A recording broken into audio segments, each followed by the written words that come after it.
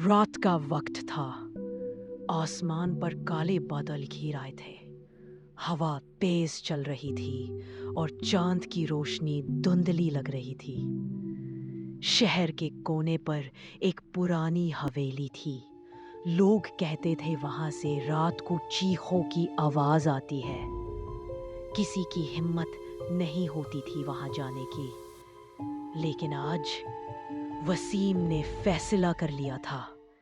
दरवाजा चरम चरम की आवाज के साथ अपने आप खुल गया।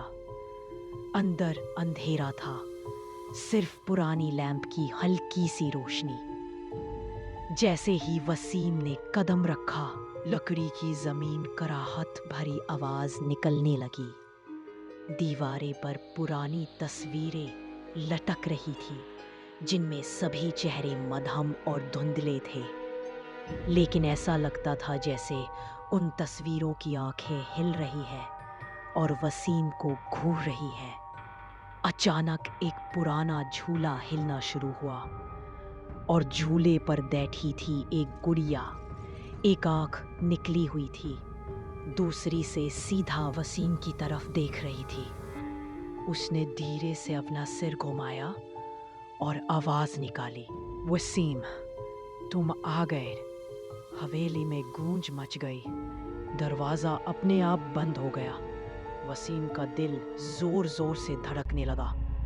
उसने हिम्मत जुटाई और गुड़िया को उठाया। गुड़िया के नीचे से एक पुरानी डायरी गिर गई। डायरी पर खून के दाग थे।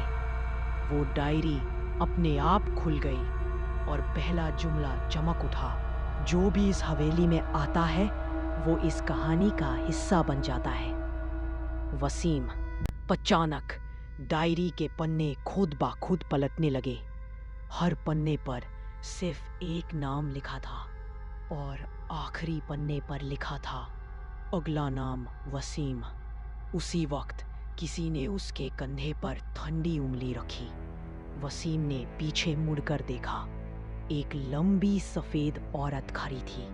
उसकी आंखें आग की तरह चमक रही थीं। बालों से पानी टपक रहा था।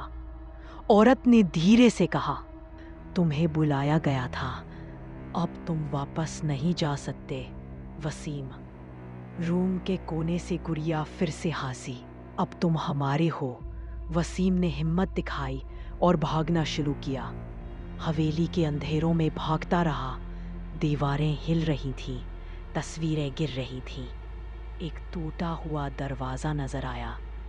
उसने धक्का दिया और बाहर भागना चाहा, लेकिन जैसे ही हवेली के गेट को छुआ, गेट अपने आप बंद हो गया और हवा में एक आवाज गूंजी, वापस आना पड़ेगा वसीम, कहानी अभी खत्म नहीं हुई। और फिर सब कुछ अंधेरा हो गया। सब कुछ अंधेरा था। वसीम बेहोशी की हालत में जमीन पर पड़ा था। ठंडी हवा उसके चेहरे को छू रही थी और दूर से किसी की रूहानी हंसी सुनाई दे रही थी। उसने आंखें खोलने की कोशिश की, लेकिन सामने जो था उससे उसका खून जम गया। वही हवेली, वही दीवारें, लेकिन अब सब कुछ बदल चुका था और हर चेहरा उसी की तरफ देखकर मुस्कुरा रहा था, जैसे वो उनका इंतजार कर रहे हो। वापस आना ही था वसीम। एक आवाज चारों तरफ गूंज रही थी। वसीम ने पीछे मुड़कर देखा। वही सफेद औरत उसके सामने खड़ी थी। तुम्हें कहानी पूरी करनी होगी, वरना तुम्हें कभी सुकून नहीं मिलेगा। वसीम डर के मारे पीछे हटा, लेकिन उसके कदम किसी चीज में अटक गए। उसने नीचे देखा। एक लाश जैसी पुरानी शादी की जोड़ी जमीन पर पड़ी थी और उस जोड़ी के पास एक तस्वीर थी, हिना की। वसीम का सांस रुक गया। हिना, तुम यहाँ कैसे? अचानक दीवार से आवाज आई, वो हमेशा से यहाँ थी। हिना का चेहरा तस्वीर से निकलकर सामने आने लगा और धीरे धीरे वो एक रूह के रूप में उसके सामने खड़ी हो गई। वसीम, उसने हल्की सी आवाज में कहा। मैं तुम्हारा इंतजार कर रही थी। वसीम की आंखों से आंसू बहने लगे। तुम मर गई थी?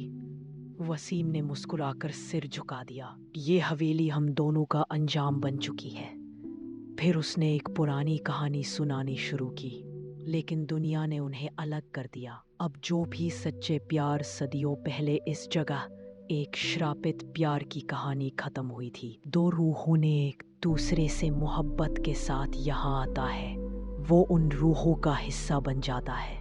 वसीम ने उसका हाथ पकड़ने की कोशिश की, लेकिन वो धुंध जैसा चला गया। हिना, मैं तुम्हें ये सब नहीं होने दूंगा। वो डायरी उठाता है जो उसने पहले देखी थी। उसके अंदर लिखा होता है, श्राप तोड़ने के लिए तुम्हें प्यार का सबूत देना होगा, मौत से भी ज्यादा मजबूत। वसीम समझ गया, उसे अपनी जान देनी होगी।